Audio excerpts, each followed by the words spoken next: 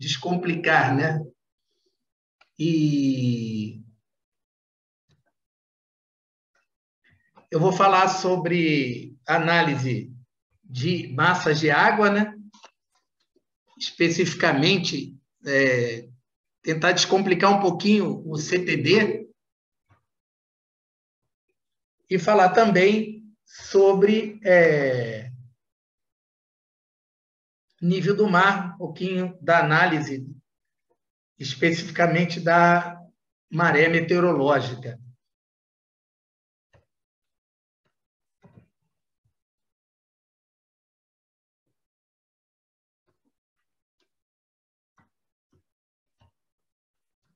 Travou aqui a minha tela, vamos lá. Opa! Então, descomplicando os dados do CTD, né? Então, quando a gente está trabalhando com coleta de dados de CTD, esses dados têm um formato específico conforme o tipo de fabricante, né? Por exemplo, na Marinha, o CTD que a gente utiliza, e também muitas universidades são utilizados, é o CTD da Seabird. Então, o formato, os dados, quando a gente usa o CTD da Seabird, ele tem um determinado formato, né? Então, eu vou expor sobre os dados do CTD da Seabird, que são os que eu utilizo, pelo menos desde que eu comecei a tratar dados CTD, desde quando eu fui fazer mestrado e doutorado no IOUSP, eu sempre usei esses dados da Seabird e acredito que não tem muita diferença, né, os dados da Seabird para outros tipos de dados. Então, vou deixar ela aqui para você. Então, quais são as propriedades básicas, né, medidas pelo CTD? Eu falo básicas porque o CTD tem os seus sensores auxiliares, né, para os dados químicos e biológicos, né, mas a propriedade básica medida, as propriedades básicas medidas pelo CTD são condutividade, temperatura e pressão. E elas têm suas unidades de medida. Eu vou fazer uma breve exposição antes de entrar propriamente num tratamento de dados, que é o que eu quero realmente apresentar.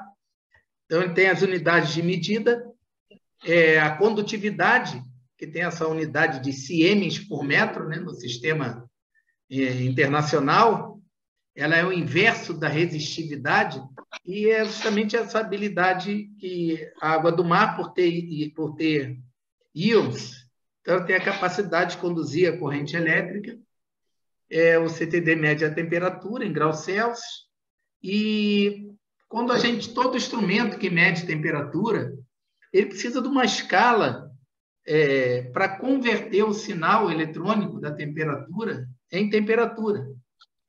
E nós temos as duas últimas escalas mais recentes, a escala prática internacional de 1968 e a escala internacional de 1970. E eu chamo a atenção dessas duas escalas, porque já eu vou falar uma questão de análise de dados que a gente, quando usa, às vezes não usa, os algoritmos não usam a escala mais recente, que é a de 1970, mas sim a de 68, então por isso que eu frisei essas duas escalas aqui. Mas são elas, por meio delas, que o sinal de temperatura medido pelo sensor, ele é convertido para a temperatura e temos o dado de pressão. Usualmente a gente tem o dado em decibar, né? Porque o decibar, ele, para nós, oceanógrafos, é muito bom porque ele é numericamente aproximadamente igual à profundidade. Ou seja, você está com a pressão de 10 decibares, você está em uma profundidade de aproximadamente 10 metros. Essa mudança essa diferença aumenta um pouquinho com a pressão, mas a gente pode dizer aproximadamente, mesmo em regiões mais profundas, você está a 2.000 metros de profundidade, a pressão aproximadamente 2.000 decibares, e isso facilita para a gente correlacionar justamente a pressão com a profundidade. Outra coisa que é importante, né, se a gente, para descomplicar os dados CTD, e isso é muito importante, eu acho, nesse momento, né? Eu tenho batido essa tecla para os meus alunos na Marinha, para os meus colegas oceanógrafos. Até 2010, a escala utilizada para salinidade, temperatura e propriedades derivadas, né, de salinidade, temperatura e pressão, foi a escala prática. Então, vejam, nós já temos aí, já estamos há 13 anos em que já não se recomenda mais para análise de dado, para publicação desse dado, né, para a gente dar um parecer a partir de desses dados termolínicos e propriedades derivadas, já não está se recomendando a escala prática. Então, mas a escala prática ainda é necessária. Eu vou contar um breve histórico para vocês, né? Então, as rotinas que nós temos hoje são os principais códigos que a gente encontra para tratar, ou vai ser em MATLAB, em Python ou Fortran, né? O pessoal mais antigo, às vezes, usa Fortran. Eu mesmo já usei, trabalhei bastante com Fortran no início da minha carreira. Depois eu fui migrando para o MATLAB. Então, essas rotinas... Tá um barulho, rapaz. Essas rotinas, elas consideram a escala internacional de temperatura, isso que é importante. Ó. Quando você vai usar rotinas da escala prática de salinidade, elas estão considerando a escala internacional de temperatura de 1968, a equação de estado da água do mar associada, assim como os demais algoritmos de propriedades derivadas. Travou aqui.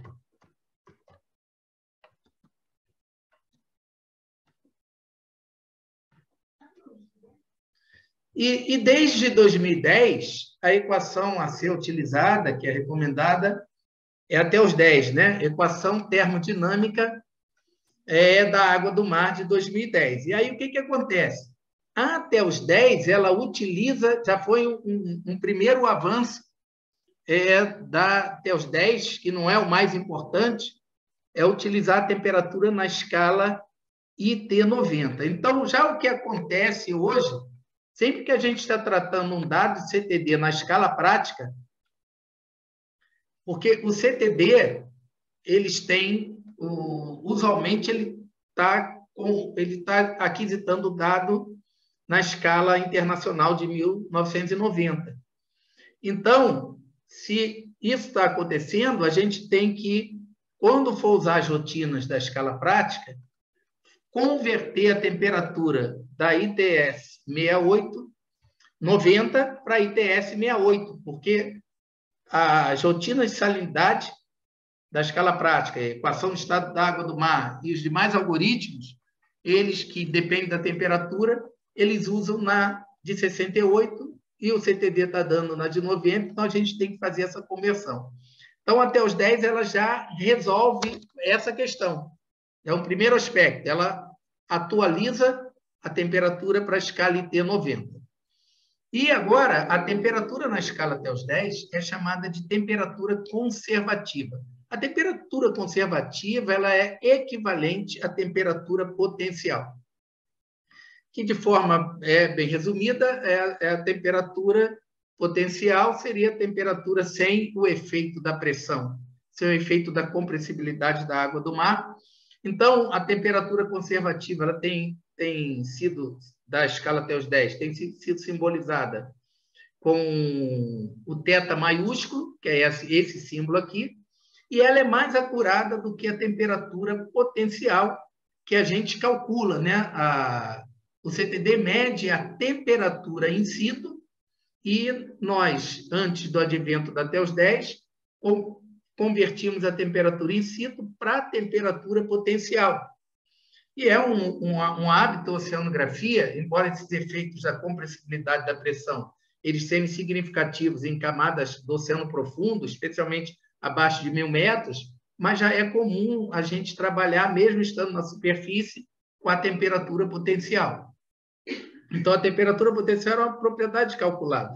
E agora, a temperatura conservativa também é, em função da que o CTD está medindo, e vai ser calculada, e ela chega a ser, diferenças entre elas podem chegar a mais de 1,4 graus Celsius até, mas tipicamente não ultrapassa o 0,1.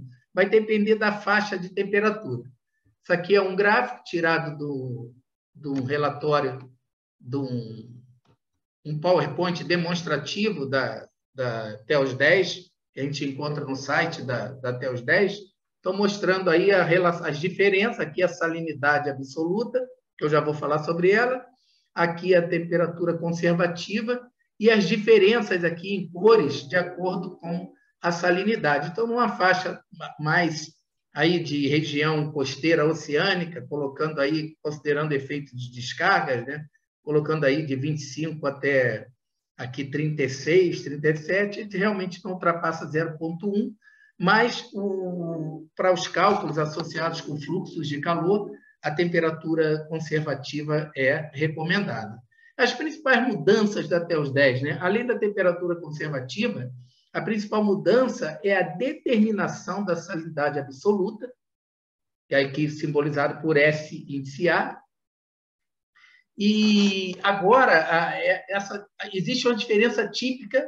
A salinidade absoluta, ela leva em consideração sais não iônicos, ou seja, sem carga elétrica, né? Enquanto a salinidade prática, ela considera somente a condutividade. Então, para efeito da determinação da densidade, essa diferença foi considerada importante, e daí a recomendação da gente usar a salinidade absoluta. A salinidade prática era adimensional, né, porque ela era em grama por grama, ou quilograma por quilograma. Agora, a salinidade absoluta, ela já vem satisfazer o conceito tradicional de salinidade, né, que é a concentração de sais dissolvidos na água do mar, e ela volta a ter a salinidade expressa em gramas por quilogramas, já que na salinidade prática era grama por grama ou quilograma por quilograma. Então, a salinidade prática considera somente a condutividade. E essa diferença típica entre salinidade absoluta e salinidade prática, ela é de aproximadamente de 0,16504, praticamente 0,17, e essa diferença é 80 vezes a acurácia da salinidade prática. Então, o oceano, com a salinidade absoluta, o oceano está mais salino, né? É um oceano mais salino, e essa diferença é de cerca de 0,17. E muitos íons de materiais dissolvidos no eletrólitos não são bons condutores, mas ainda assim influenciam na densidade da água. E os principais são os resultantes da dissolução de carbonato de cálcio, do ácido cílico, do CO2 e nutrientes, aqui como nitrato, fosfato, oriundos da oxidação no material orgânico. Então, isso passou a ter peso também para a salinidade, né? Então, onde inicialmente existe uma salinidade de referência, que foi feita uma nova tabela aqui, composição iônica, né? Uma atualização dos principais íons dissolvidos, né? Mostrando aqui os cátions e os ânions, né? Sódio, magnésio, cálcio, aqui o cloreto. E a daqui tem essa relação, que para uma salinidade prática de 35, você tem uma salinidade de referência, que é 35,6504, né? E aí a gente tem que a salinidade absoluta ainda é calculada, somando-se a essa salinidade de referência, uma anomalia de salinidade absoluta, que é função da latitude, longitude e profundidade, né? De acordo com o pesquisador, que da área de química, muito estudioso aí dessa parte das equações de salinidade, que é o milheiro. O silicato é o principal íon que influencia no cálculo da anomalia de salinidade absoluta. Então, na verdade, a salinidade absoluta é a salinidade de referência, mas essa anomalia, e aqui existe uma distribuição espacial, né? Aqui colocaram uma pressão de 2.000 decibares, existe das anomalias ao longo aí do Oceano Mundial. Então, um mapa aqui mostrando esses valores que mais intenso aqui, chegando aí a 0,025, um valor típico, como eu falei, de 0,17. Então, o que acontece? Os dados, o armazenamento de dados, os dados brutos, o manual lá da escala prática diz que a gente deve continuar armazenando o dado bruto na escala prática. É porque todos esses algoritmos da salinidade absoluta, temperatura conservativa, eles são determinados em função da temperatura na escala internacional de 1990 e da salinidade prática. Então, recomendo, você vai armazenar o dado na escala prática, porque o nosso instrumento de coleta é um instrumento que mede a partir da condutividade. Mas o que nós precisamos calcular, determinar para fins de análise, de tecer observações, é a salinidade absoluta. Então, os dados para trabalhos e publicações eles devem ser analisados com até o 10. E a gente hoje tem, você baixa no site da equação termodinâmica, né, até os 10, você tem os algoritmos em MATLAB, Python e Fortran para você fazer todos os cálculos, todas essas conversões necessárias, né? Então, eu vou mostrar de uma forma bem rápida, mas bem assim eficaz, como a gente, em 4 etapas, rapidinho, né? Em 4 etapas, a gente faz um bom tratamento dos dados, desde o dado bruto até chegar na salinidade conservativa, na salinidade absoluta e na temperatura conservativa. Então, 4 etapas fundamentais. Isso daqui foi o que eu resumi, né? Ao longo desse tempo, tratando com dados CTD, o que eu percebi?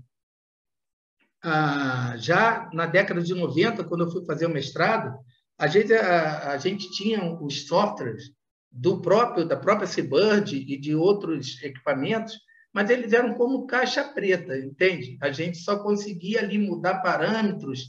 Às vezes, da Seabird, você tem cerca de 8 etapas para fazer um tratamento aí completo, entende? E aí, a gente conversando com colegas de profissão, trabalhando junto, lá com o professor Wilson, lá do IOUSP, a gente vendo, a gente pode fazer. Então, isso tudo começou numa disciplina de doutorado, eu já estava com mestrado, já tinha trabalhado com dados CTD no mestrado, mas a gente ia pegando um pouco pedaços de algumas rotinas, tratando, e a gente queria ter um domínio maior sobre isso. Então, essas 4 etapas elas são muito boas, né? A primeira etapa é a gente eliminar os spikes, fazer uma eliminação dos spikes. A etapa 2 é o espaçamento vertical dos dados. Por exemplo, eu pôr o dado de metro em metro, ou de 5 em 5 metros, de 10 em 10 metros, isso facilita a análise, o tratamento do dado, a correlação desse dado. E um terceiro passo, que é o alisamento dos dados, e a etapa 3, o cálculo das propriedades derivadas. Então, como todas essas 3 etapas, eu realizo com o dado na escala prática. Elimino o spike, faço o espaçamento, que é também chamado de binagem, que é você criar caixas caixas verticais, né, de determinado valor, de metro em metro, né, como eu falei, de 5 em 5, são caixas, binagem também chamado, E o alisamento dos dados, eu fazendo isso na escala prática, e com essas 3 etapas, a gente retira bastante ruído do dado, obtém um perfil alisado e aí pode fazer o cálculo das propriedades derivadas. Então, com o arquivo da CTD da Seabird, então, eu vou agora abrir aqui com vocês um arquivo. Então, uma coisa importante o primeiro passo é a gente extrair dados medidos, separar os dados medidos na coluna d'água. Às vezes, como se o CTD foi ligado, né, o CTD é ligado ainda na borda, na superfície, no navio, né, fora d'água, então ele pode medir, ele pode estar tendo ter algumas medições enquanto ele está descendo ainda, e também eliminar os dados de subida, o que é recomendado pelo pessoal da engenharia eletrônica, né, e pessoal de laboratório de CTD, né, laboratório de instrumentação. Então, eu lá no IOUSP tinha um laboratório de instrumentação, um engenheiro muito bom, né, doutor em engenharia eletrônica, o Luiz Nonato. Então, a gente tinha sempre essa conversa, ele falou, não, o dado subido, os sensores são mais afetados pela turbulência, então a gente fica com o perfil de descida. E eliminar spikes, os spikes são resultantes normalmente de falha no equipamento, alteração de energia ou outras interrupções no fluxo de dados. E, normalmente, os spikes eles são mais encontrados na superfície e em regiões de termoclinas ou haloclinas. Na verdade, na picnoclina, né? Porque essas variações, gradientes de temperatura e salinidade, determinam a distribuição de densidade. Então, essas regiões de gradiente abrupto das propriedades, o CTD é como se o CTD não conseguisse medir. A propriedade varia tão rapidamente, o CTD, às vezes, o sensor se perde e produz muitos spikes no início de termoclina, às vezes no meio, mas vocês vão ver aqui como isso acontece. Então, a eliminação do spike, nós temos um livro muito bom, que é do Emery. Esse Emery aqui é ele que fez aquele livro, é o coautor do livro de oceanografia descritiva, né, com o Picard. Então, Emery e Picard, né, tradicionalmente, o livro deles, e ele tem um livro de métodos de análise de dados em oceanografia física, que é muito bom esse livro.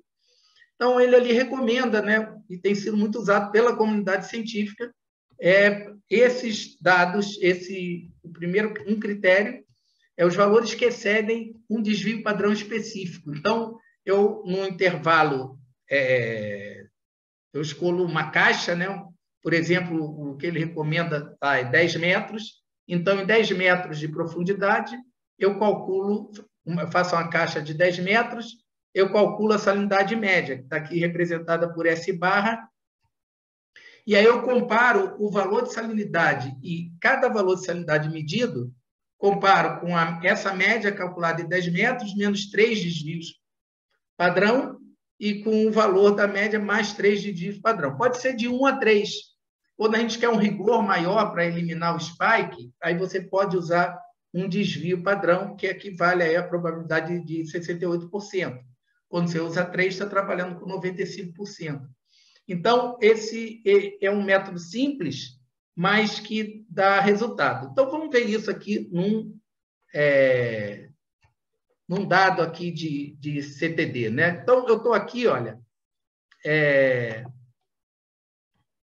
Então, eu tenho aqui, isso aqui é um dado de CTD, da Seabird, tem aqui um cabeçalho, né, que a gente...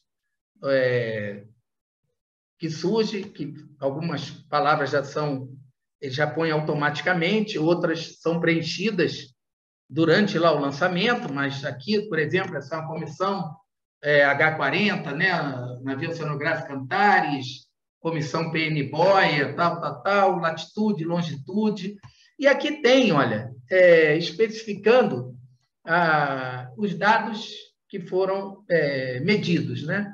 Então, aqui, name 0, name 1, name 2, está indicando aqui as colunas. Então, por exemplo, a gente tem o dado de pressão na terceira coluna, que é esse name 2. O dado de temperatura, está vendo aqui, ó, T090. Então, ele vai te dar a temperatura na escala, na T90. E temos aqui a condutividade na sexta coluna, em ciems por metro. E aqui os dados, esse CTD aqui, né? Então, você tem aqui uma sequência de dados, uma estação dessa aqui que tem 267 metros de profundidade, mas, para vocês terem uma ideia, ela tem esse CTD da Seabird, que foi usado aqui, ele tem uma frequência de 24 Hz. Então, o que significa isso? Que ele está medindo 24 dados por segundo. Tá? Ele mede 24 dados por segundo, e isso é... Aí você vê numa 200...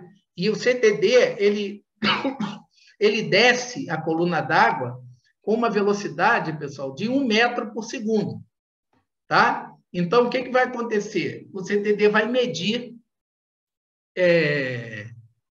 24, esse CTD com frequência de 24 Hz, ele vai medir 24 dados por metro, cerca de um dado a cada 4 centímetros de coluna d'água. Então, é uma frequência muito alta, essa frequência de amostragem. Então, o primeiro passo que eu faço, né, uma única rotina que eu realizo todos esses passos. Eu não vou entrar em detalhe, mas com alguns comandos simples. Eu vou dar um input aqui, peço qual é o número da estação, e ele vai... travou. Agora liberou. E ele faz aqui eu leio aquela estação, né? A gente tem um comando que é o read flat. Esse comando no MATLAB é muito bom porque ele pula todo aquele cabeçalho e já vai direto para a coluna de dados. Mas eu identifiquei lá a condutividade, a sexta coluna. Então, aqui eu já defini a condutividade, né? A esse X, que o dado, eu chamei ele de X, né? O arquivo. Então, seria aqui X, 2 pontos, todas as linhas da coluna 6. Então, está dizendo que a condutividade está na coluna 6. Aqui a T, a temperatura na coluna 4 é T90. Mas aquilo que eu falei para vocês, eu tenho, para usar essas rotinas da escala prática, eu tenho que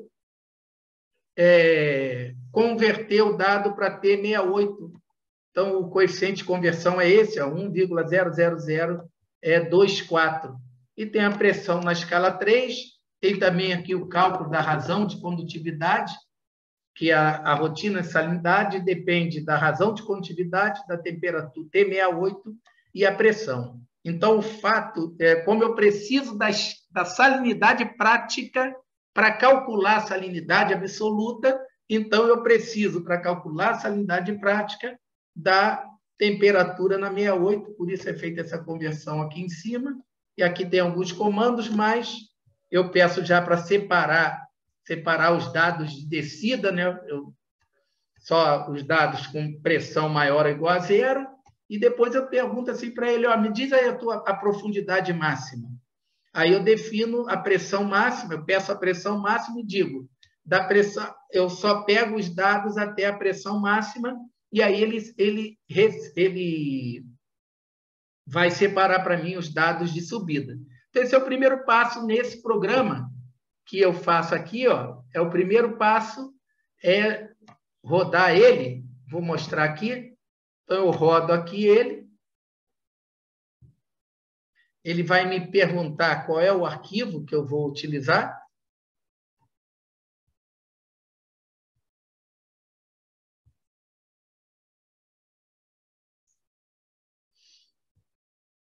Vamos ver, acho que ele está...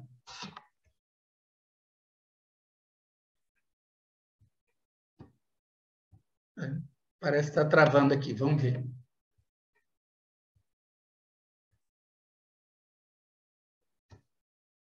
Espera aí, pessoal.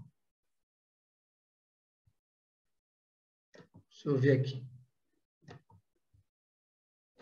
O programa já até deixei o programa aberto para não...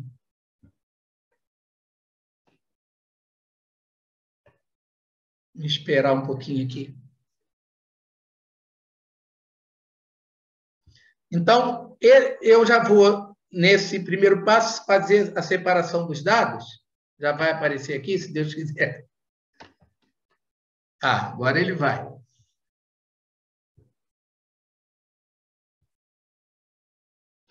Trabalhando, viu? Só que está lindo. Vai aparecer aqui.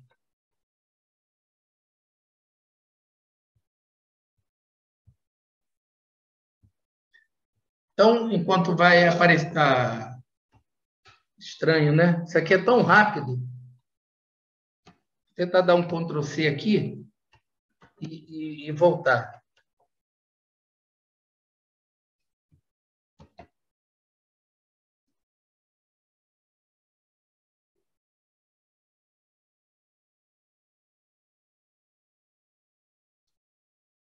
Tá. Então, tá aí. Ele perguntou o número da estação a ser tratada. Eu vou pôr aqui estação 25. Então, ele faz aquele primeiro passo ali que eu mostrei para vocês. Ó. Ele lê aquele cabeçalho lá, pega o que mais importa. Ele hoje está temperamental aqui. Esse programa é muito rápido.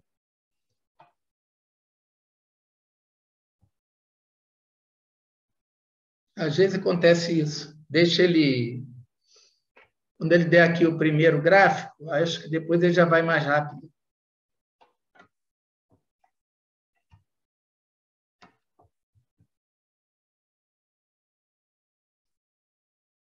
Vocês vão ver que em 5 minutos, no máximo, a gente vai pegar um arquivo bem cheio de spike e... Ó, tá lento, mas eu estou com esperança nele aqui. E não adianta se eu der o controle. Ó, então, já o primeiro passo aqui, ó, ele abriu para mim. Então, vocês vejam que eu estou com um arquivo bem ruidoso aqui, especialmente de salinidade. Normalmente, salinidade é mais ruidoso do que o de CTD, mas vocês vejam aquilo que eu falei. Ó. Vou dar um zoom aqui, mas essa região aqui, uma região que eu sou fã, né, de ali perto da quebra de plataforma continental, então, onde a gente tem aqui a influência subsuperficial da água tropical, né, da água tropical da corrente do Brasil. É que está travando tudo, puxa vida, agora vai, dá o zoom. Está vendo? Ó? Então, a gente já está aqui com esse máximo de 37, já indicando aqui a presença da corrente do Brasil, mas vejam que é uma região onde, quando o CTD penetra essas áreas de intenso gradiente, né? Ele vai exibindo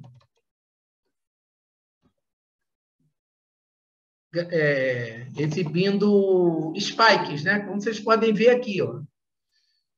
Tem aqui no início, é que ele não está selecionando para mim, está travando, mas olha só. E tem aqui, e o de temperatura, região ali o gráfico de temperatura, você vê aqui, ó, o início de uma termoclina, também com certo ruído, né? Mas principalmente o dado mais ruidoso é o dado de salinidade. Então, eu ainda não fiz, ó, você vê que tem spikes aqui, ó, nessa parte onde eu estou pondo esse retângulo, você tem alguns spikes ali, pena eu não estar conseguindo... Aí aqui eu dou uma pausa justamente para eu dar uma olhada como estão os spikes. Aí agora ele vai... ó. Então, aqui ele já colocou em vermelho. Deixa eu ver se agora eu consigo dar um zoom aqui. Agora foi, ó, que beleza. Então, olha, o perfil azul, ele fez aquele critério nesse caso foi de um desvio padrão. Você vê que ele retirou, ele considerou nesse critério estatístico que aqui já havia um excesso aqui nesses spikes, né? E ele retirou. Esse primeiro método é para tirar spikes mais grosseiros, né? Vocês vejam que aqui, ó, a temperatura, só aqui, ó, aqui que ele já julgou pelo critério de um desvio padrão, tá? Que é para tirar mais os extremos, quando a gente põe um desvio padrão, que é como se garantisse que você tem 68% de probabilidade. Tá? Então, eu já dei uma olhada. Aí, aqui eu já estou vendo o comportamento. Eu sei que tem essa região aqui de haloclina, né? Que vai coincidir com o início aqui também, ó, da termoclina. Então, vocês vejam, essa configuração de spikes, quando a gente for para o segundo passo, aqui eu tirei os mais grosseiros, que ele fez esse julgamento, como vocês viram aqui. Né? Ele tirou essas pontas aqui do azul, especificamente aqui também, ó, em salinidade, temperatura praticamente ele não, só aqui, tá? Mas agora, aí eu vou para uma próxima etapa, que aqui é só um parâmetro, que nesse caso eu não preciso, convenho falar agora desse parâmetro, mas ele agora já vai mostrar os dados, ó, ecoespaçados. Eu aqui já coloquei o dado de 1 metro e metro, ou de decibel em decibel, depende do que você quer. Se você vai calcular propriedades derivadas, então, os algoritmos, para todos eles precisam, né, para calcular a velocidade do som, função da salinidade, temperatura e pressão, densidade, salinidade, temperatura e pressão, e outros, calor específico, função de salinidade, temperatura e pressão. Então, eu coloquei de metro em metro, então ele já dá uma limpada no dado, tá? Vocês vejam que já deu uma suavizada. Quando a gente olha aqui, ó, ele já dá uma suavizada, mas aqui vocês vejam, ó, nesse início aqui de termoclina, ó, ele permaneceu com uma inversãozinha térmica aqui, né, que não é comum, provavelmente está associada com com esses picos que nós temos também aqui, né? Se a gente fosse imaginar esse dado aqui de salinidade, por exemplo, né? Se você fosse imaginar, eu estou pensando agora na figura do livro, tá? A natureza nem sempre é igual que a gente vê no livro, em alguns livros, né? Mas se a gente for aqui, seguindo uma tendência a suavizar, a gente viria aqui, eu estou passando com o cursor, ele tenderia a contornar aqui e aqui fazer o máximo. Né? Ele provavelmente está fazendo um spike nessa região aqui, ó, nesse zigue-zague, ele dá o spike aqui. Então, provavelmente, aqui a gente já espera algo mais suave, aqui assim, ó. E aí, a próxima etapa, eu vou, antes de continuar rodando, vou voltar aqui para o PowerPoint. A próxima etapa, ela é muito legal, né? Porque é uma ferramenta chamada Janela Honey, e ela é muito útil, mas aqui, o ecoespaçamento, só de forma didática aqui, né? Eu falei, então, eu falei aqui da taxa de amostragem, 1 metro, 24 dados. Então, o que está sendo feito com o dado é isso aqui, pessoal. A salinidade, você pega uma caixa de 1 metro, então, você quer o dado a 1 metro. Então, você vai de meio metro, ó, o I é 1, né? Então, você vai de I menos meio, que é meio, até aí mais 1 mais meio, que é 1,5. Então, de meio a 1,5, você faz a média, e essa média corresponde, e vai fazer a média de quantos dados? De 24 dados, porque a gente sabe que o CTD tem essa frequência de amostragem de 24 dados. A mesma coisa para a temperatura, só o da superfície, né? O da superfície, porque você não tem o que vai ser considerado, quando você pegar o 0 metros, né? Então, você só vai de 0 até 0,5 para fazer essa média quando ocorrer isso. E o alisamento, que é o próximo passo, você veja, o ecoespaçamento, por fazer uma média, ele já suavizou. Aquela eliminação, considerando desvio padrão, é para o spike mais grosseiro. A média já suavizou. E agora, o alisamento dos dados segue essa técnica de Honey, que é chamada... São janelas disponíveis, e, novamente, lá o livro o Data Analysis, do Emery, também sugere, como uma das funções para tratar dados, a janela Hanning. Então, a janela Hanning, ela tem esse formato aqui, a equação dela, para calcular os pesos. W de K é 1 meio de 1 menos cosseno de 2πk, 2π vezes K sobre M menos 1, e esse K tá. Mas o que quer dizer isso? Né? Que senão fica uma coisa muito mais fácil aqui de entender. Por exemplo, eu vou calcular os pesos. Então, a janela Hanning é uma janela que dá preferência ao valor central. Por isso que ela é recomendada para analisar os dados de CTD. Quando você faz uma média, ela dá peso maior ao valor central. Então, por exemplo, o que seria uma janela de largura 5? Então, essas janelas são janelas ímpares, tá? Sempre janela ímpar. Então, esse K que está aqui vai de 0 até 4. Então, são 5 valores: 0, 1, 2, 3, 4. Significa que cada valor vai ser substituído pela média dele, com os 2 anteriores e os 2 posteriores, com ele no centro. Então, ele é o valor central. Então, eu vou pegar cada dado, vou substituir pela média dos 2 anteriores com os 2 posteriores, e cada dado tem o seu peso calculado. Então, por exemplo, ó, o K igual a 0, que é o primeiro peso, você vai fazer aqui o W de 0. Então, por exemplo, quando coloco o K igual a 0, fica aqui cosseno de 0, né? O cosseno de 0 é 1, então essa expressão entre colchetes fica 1 menos 1, 0. Então, o primeiro valor, o extremo, o primeiro extremo que você vai usar para a média vai ter peso 0, ou seja, ele não vai influenciar nada. O segundo, que tem K igual a 1, já vai dar aqui, substituindo, né? 2π vezes K, que dá 2π vezes 1, 2π, M menos 1, M é 5, que o M é a largura da janela, 2π sobre 4, π sobre 2, aí o cosseno de π sobre 2, que vai dar 0, né? Cosseno de π sobre 2 é 0, então fica 1 menos 0, 1 meio vezes 1, que vai dar meio. Aí, quando você usar o 2, fazendo ali os cálculos novamente, vai dar 1 para o valor central, que é o terceiro, para K igual a 2. Aí, o posterior vai dar 0,5 e a outra ponta vai dar o 0 também. Então, assim, ó, fica... O que acontece? Por que ele prioriza o valor central, né?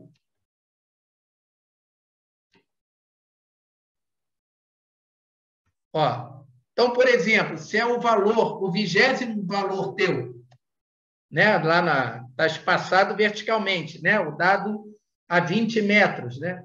Então, o dado a 20 metros, quando eu aplicar a janela Hanning de largura 5, vai ser calculado da seguinte forma: o dado a 20 metros vai ser...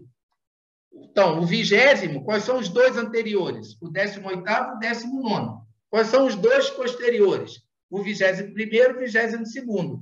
Então, vai ficar a média do S18 vezes 0, ou seja, o S18 não vai contribuir para essa média, o S19 vezes meio, o S20 vezes 1, o S21 vezes meio, o S22 vezes meio, isso dividido por 5. Perdão, o S22 é vezes 0, que é o último, né?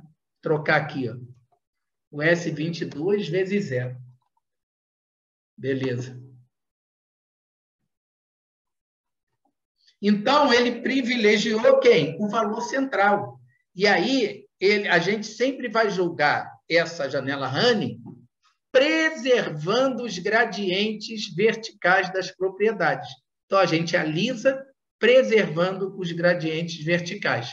Então, olha, agora fechando lá no programa, o próximo passo ele vai dizer o que acontece, pessoal. Eu, orientando alguns trabalhos na Marinha, o que eu verifiquei? Que o que eu via na literatura, os principais trabalhos, usava uma janela para o perfil todo. Aí eu encontrei um trabalho orientado pelo professor Joseph, lá da USP, interessante, uma menina chamada, acho que é Tainá. E aí ela usou 2 janelas, e teve situação que ela usou até 3 janelas. É como se cada parte do perfil tivesse que ser mais alisada do que a outra. Então, eu apliquei 2 janelas.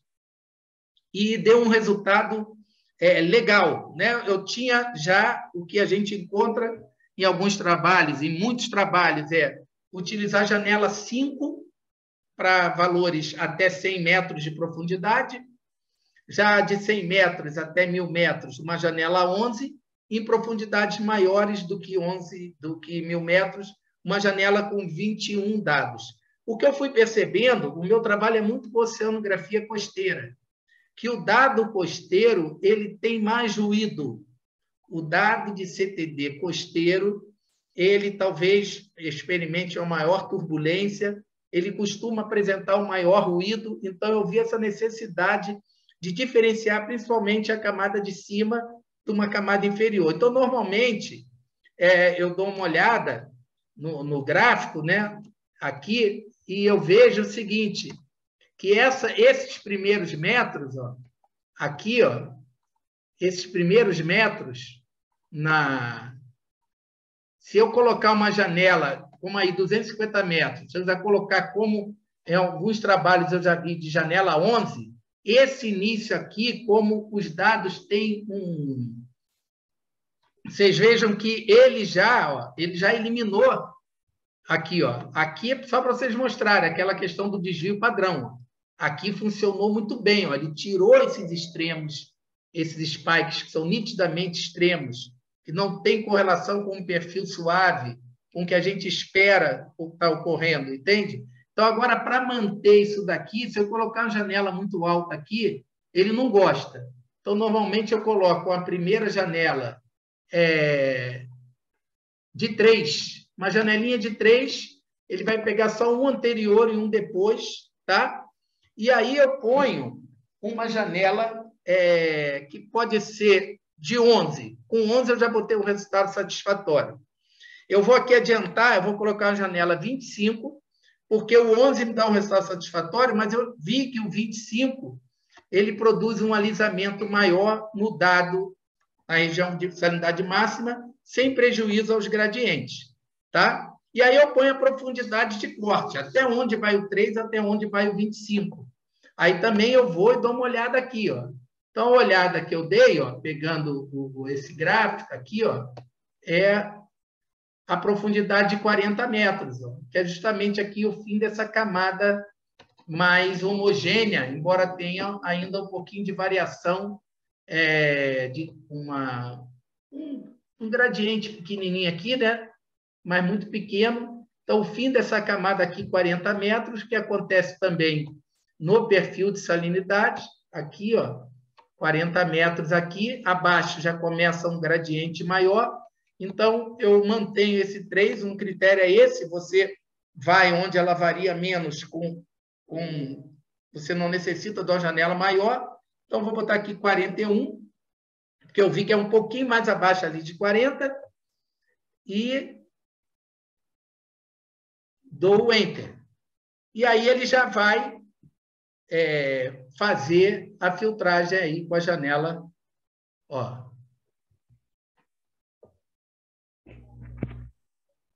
Mostrar aqui. Opa! Só abaixar. Não está deixando eu abaixar a coisa do... Puxa!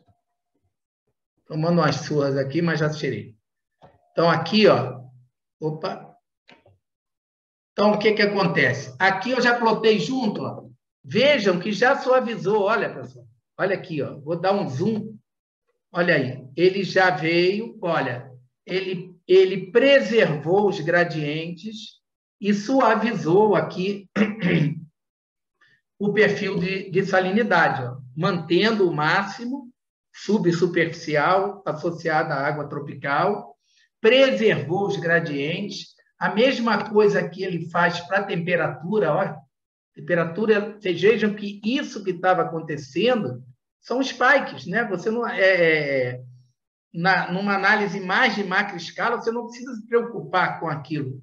Então, a própria inversão térmica aqui, que não fazia sentido, aí entra um pouco da gente conhecer a climatologia das massas de água presentes no local, tá bom? Então, ele fez legal, né? E aí, eu ploto ainda uma coisa que eu vejo, para fechar bem, pessoal, é se se a estabilidade ocorreu, ou seja, o que significa isso?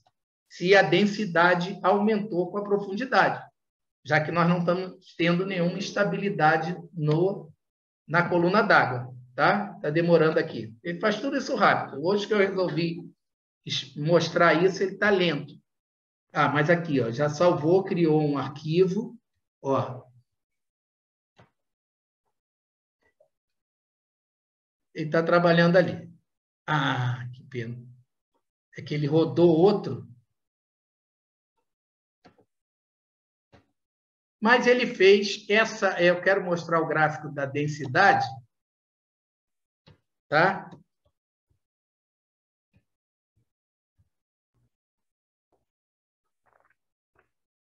Aqui, ó, o gráfico da densidade, que isso é importantíssimo. Não adianta eu botar uma janela bonita, uma coisa... Ah, tomei a surra aqui de novo, pessoal. Mas agora eu vou rápido aqui, só para voltar ao gráfico que eu quero. E que eu já sei os parâmetros. Para a gente encerrar, né? E aqui, 3, 25, 41.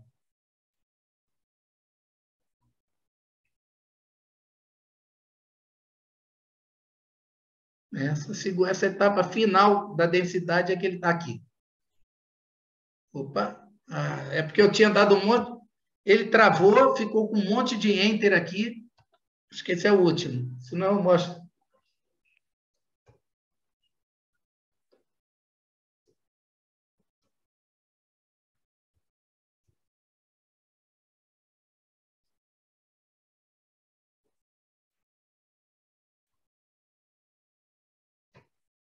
Ó, e aí a densidade é importante, né? Por quê? Porque é um parâmetro de estabilidade vertical. Então, eu vejo que a densidade está aumentando com a profundidade, está suave. Então, isso é uma boa. Olha aqui agora que legal também. Já pedi, que eu já programei lá no final do código, o cálculo da até os 10. Ó. Então, está vendo aqui? Ó, a salinidade em azul é a salinidade absoluta da até os 10 e a salinidade em vermelho é a salinidade prática. Então, um perfil alisado, né? Ah, eu ploto esses 4 juntos, ó, o diagrama TS também, a forma do TS, que é típica dessas regiões, apresentando aqui o máximo de salinidade, né? Aqui dos trópicos, a gente tem essa característica, mostrando os perfis. Então, o TS está de acordo com o que a gente espera climatologicamente, apresentando aqui o máximo de salinidade, e essa curva quase que linear aqui, que já é uma parte da ACAS, aqui no 3620, a densidade aumentando com a profundidade, as curvas suaves. Então, isso é bom. Ficou legal, eu posso... E aí, só mostrando aqui para vocês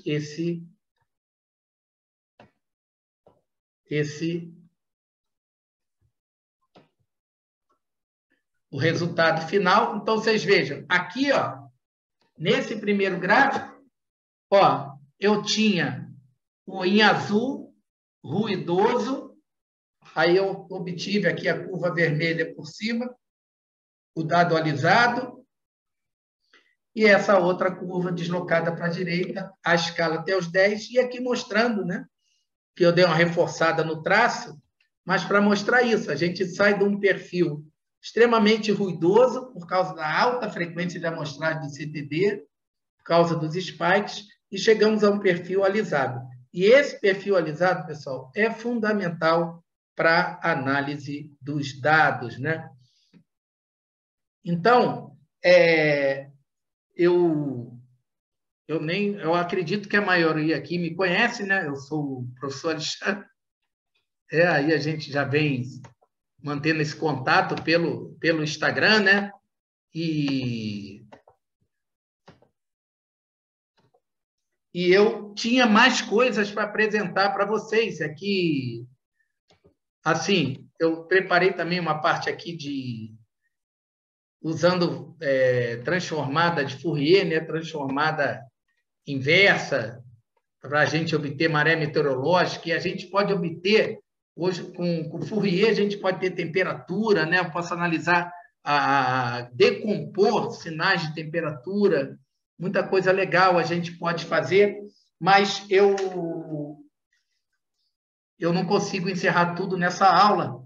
E, assim, o que me anima a fazer esse trabalho no Instagram é procurar passar a minha experiência em facilitar a análise de dados. Porque, às vezes, a gente passa e acha que as técnicas são muito difíceis ou que as técnicas elas são apenas de domínio de determinados professores, doutores, mas não, as técnicas são acessíveis e eu sempre gosto de passar para os meus alunos, ensinar. Eu gosto de ser para os meus alunos o professor que eu gostaria de ter tido.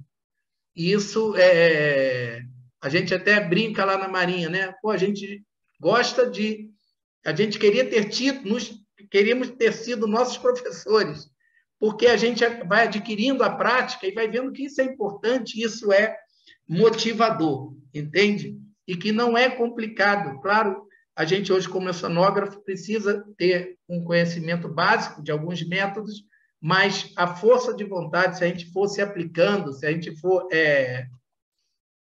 como é que se diz? Tentando, a gente consegue, e se a gente for ajudado, isso é melhor ainda. Então, eu quero aproveitar que eu estou fazendo aí um lançamento do meu curso, né? O curso que eu preparei, que é o curso DMMA, né? Descomplicando Marés e Massas de Água.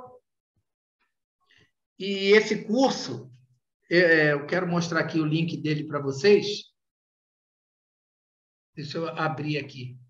Não está, minha internet não está entrando. Espera aí.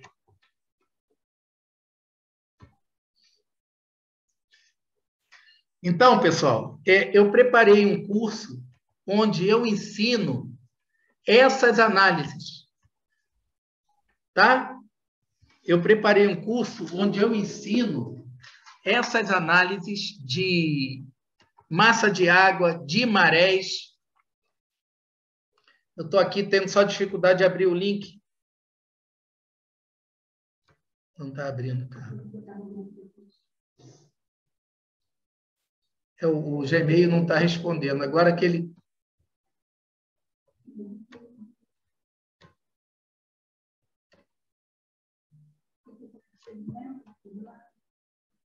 Então, pessoal, vamos ver se eu consigo abrir aqui o link. Acho que agora vai aqui. Eu quero mostrar para vocês, então, dizer isso, que eu procurei fazer um curso para sanar as dificuldades que eu tive e que eu encontrei facilidade à medida que eu fui estudando, que eu fui compartilhando com outras pessoas esse conhecimento, com os meus alunos lá na Marinha. Então, eu quero te mostrar agora está abrindo aqui. A tela está compartilhada? Acho que está, né?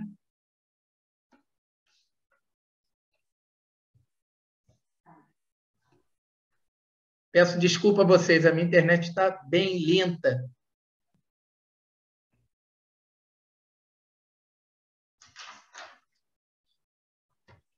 Ó, agora abriu aí, tá? Então, só mostrando rapidamente aqui, essa aqui é a minha página de apresentação do curso, né? Dizendo que agora você pode realizar análise de dados sem complicação. E eu estou propondo, nesse passo a passo aqui, mostrando como funciona o curso. Tem aqui alguns alunos meus que testemunhando, né, falando sobre a importância do curso. Tem aqui também um vídeo de 2 oceanógrafas que avançaram aí na oceanografia, fazendo esses cursos comigo.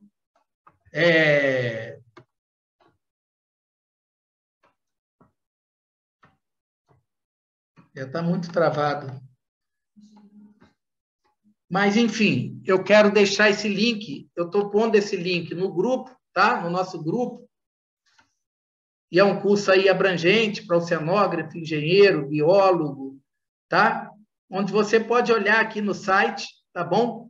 Ó, o curso, como que o curso está organizado? Módulo 1, compreender o fenômeno das marés, forças geradoras de maré.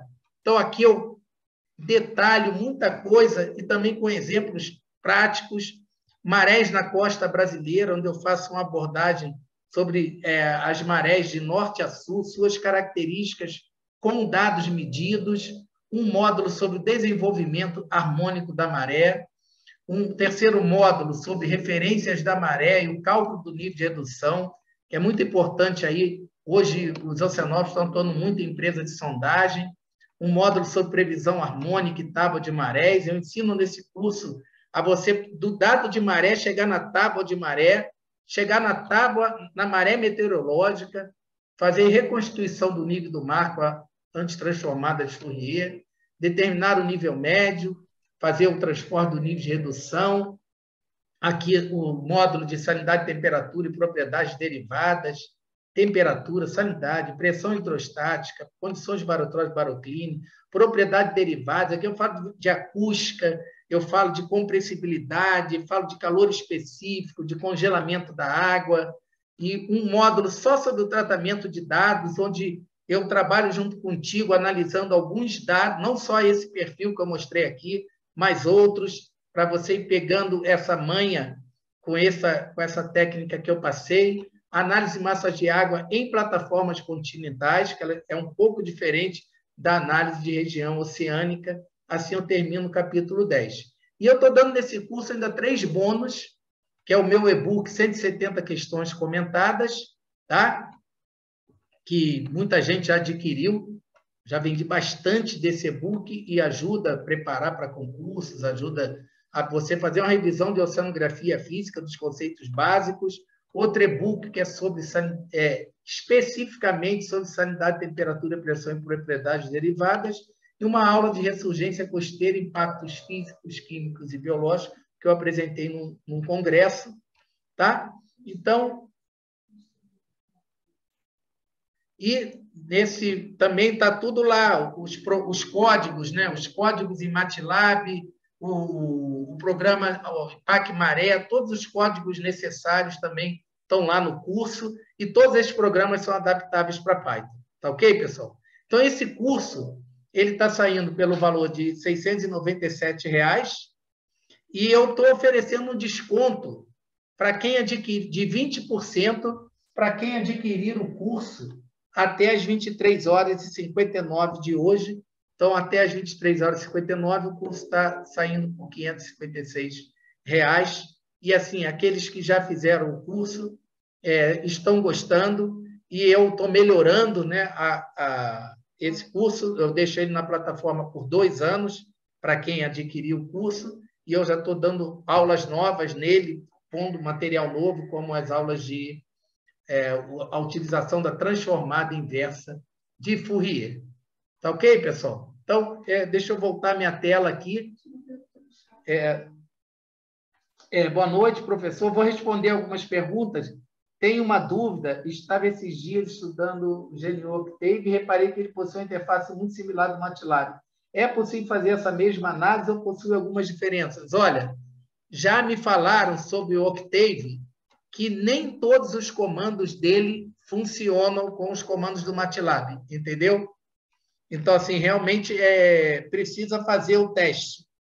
Uma pessoa me falou que nem todos os comandos do Octave funcionam